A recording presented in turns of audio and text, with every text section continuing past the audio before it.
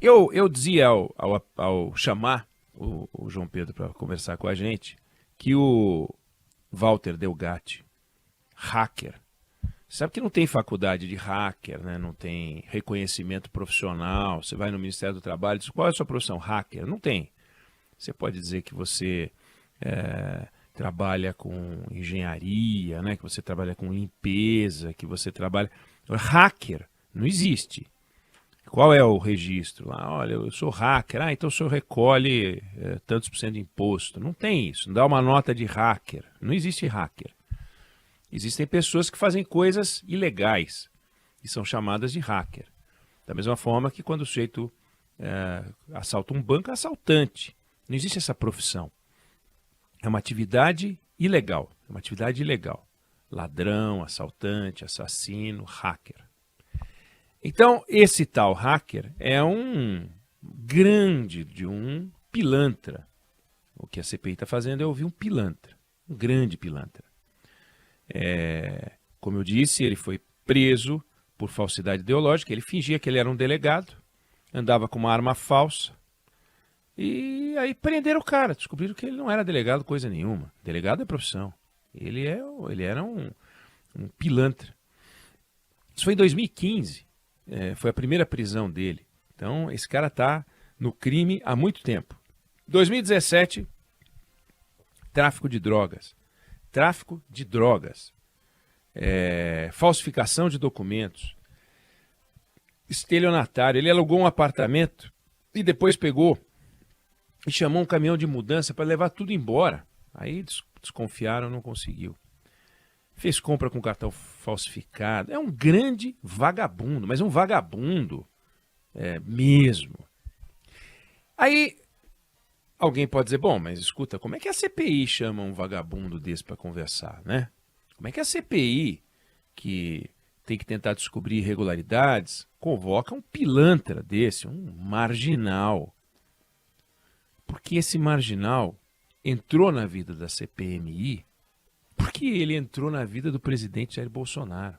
Então a pergunta original que se pode fazer é como é que o presidente Jair Bolsonaro se cerca, se aproxima, conversa com um vagabundo, um pilantra, um falsário, um gangster, como é esse Walter Delgatti. Como que ele chama um cara desse? Como esse cara, por ordem do presidente da República, vai conversar com o ministro da Defesa, o Paulo Sérgio Nogueira, que o recebe 5 vezes? Não passou pela cabeça do ministro da Defesa que ele estava se metendo numa enrascada. Ele é ingênuo. General, 4 estrelas, general ingênuo. Ele não sabe o que está acontecendo. Ele não tem a menor ideia do que está acontecendo. Recebe qualquer um, porque o presidente mandou. Não faz sentido. Aí ele foi lá e foi discutir com o general, com o ministro da Defesa, sobre as urnas eletrônicas, para tentar dar provar que era possível invadir a urna eletrônica. E aí ele não conseguiu invadir a urna eletrônica. Ele não conseguiu invadir a urna eletrônica. Que, aliás, ele disse na CPI que não dá para invadir a urna eletrônica.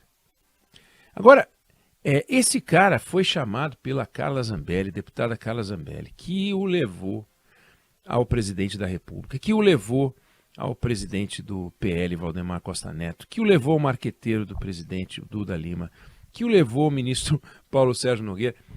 Então, essa gente foi conversar com esse vagabundo para tentar fazer uma série de coisas, invadir os sistemas, quebrar sigilo, entrar no Telegram de pessoas, tentar... Ele entrou no sistema do CNJ com essa senha patética aí, que o João Pedro falou, 1, 2, 3 mudar, tinha uma que era 1, 2, 3, 4, 5, e aí ele colocou no sistema uma ordem de busca e apreensão e um mandado de prisão contra o ministro Alexandre de Moraes, assinado pelo ministro Alexandre de Moraes, contra ele próprio, em que fala, publique-se, intime-se, faça o L no final, para provar e desmoralizar o Alexandre de Moraes. Olha a loucura, que não é a loucura do Delgatti. Imagina o seguinte, eu não sei se você tem um comércio, eu não sei se você trabalha numa repartição, eu não sei como é a sua casa. Aliás, o INEG na sua casa amanhã, o INEG na sua casa. Vamos ver qual vai ser o ouvinte escolhido para ter a casa como fundo da nossa conversa nas redes sociais. O INEG na sua casa. Então eu conheço a casa de poucos ouvintes, mas eu não sei como é a sua casa. Aí você pega um urso, você pega um macaco, você pega uma capivara, você pega um cachorro nervoso e solta lá dentro. Começa a quebrar tudo, jogar, derrubar, o macaco pulando lustre, o urso dá um tapa na sua estante, cai tudo, quebra tudo, etc. Aí a gente vai fazer o quê? Vai culpar o urso? Vai culpar o macaco? Vai culpar o cachorro? A culpa é de quem botou esse cara no jogo.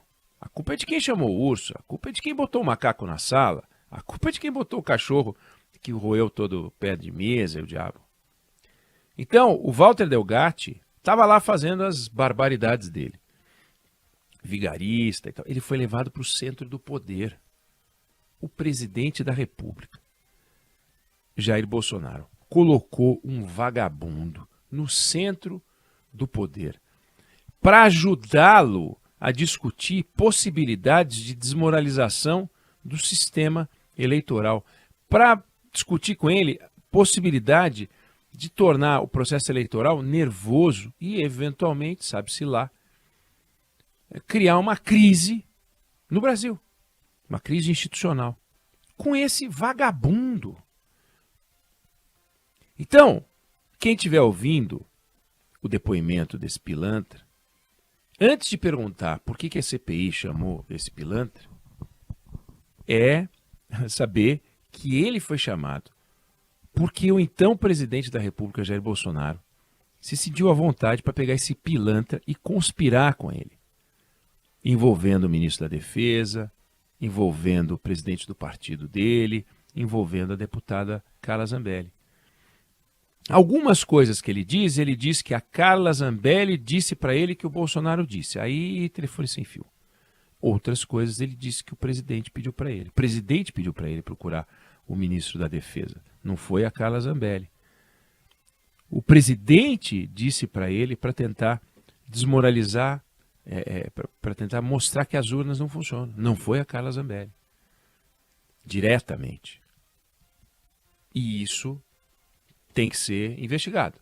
Veja, eu sou um crítico da CPI, eu sou um crítico de CPI, e a CPI tem um lado circense, essa CPI é um circo, e tudo que o Walter Delgatti falou aqui, ele já disse na Polícia Federal, ele já disse em outros depoimentos. Então, as informações que a gente está ouvindo agora não são informações que não eram conhecidas pelas autoridades que investigam o caso. Eram desconhecidas da gente, a gente não sabia.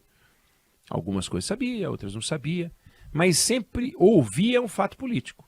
É um fato político. Ouvir esse cara falar é um fato político. E espanta. Como é que um presidente da República, que deveria estar se cercando de notáveis, né? De pessoas que possam transformar o Brasil.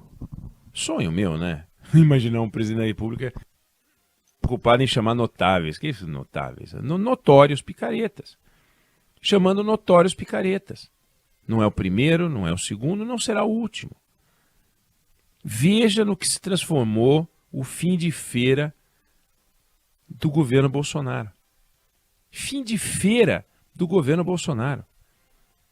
O tenente-coronel Mauro Cid contratou agora um advogado especializado em delação, que já disse, o meu cliente, como militar que é, cumpriu ordens. Opa! Já tem um sinal aí.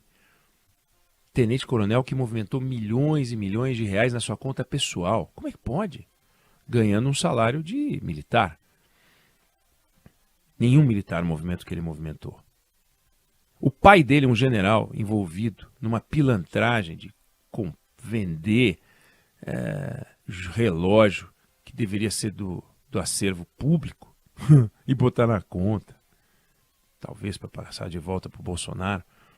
Um ministro da Defesa, um general da mais alta patente, chefe maior dos militares, conversando com um vagabundo.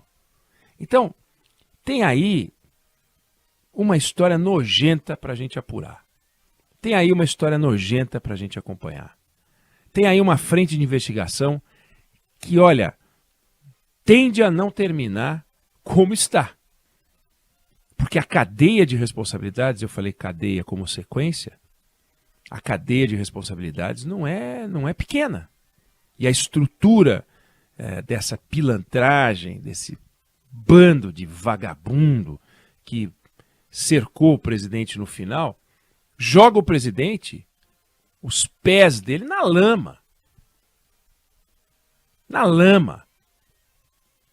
Tentar desmoralizar o sistema eleitoral, tentar desmoralizar ministro do Supremo Tribunal Federal, com todas as críticas que a gente deve fazer ao Supremo Tribunal Federal, ao Alexandre de Moraes e a todas as instituições que merecem fazer uma reflexão sobre o caminho que está seguindo.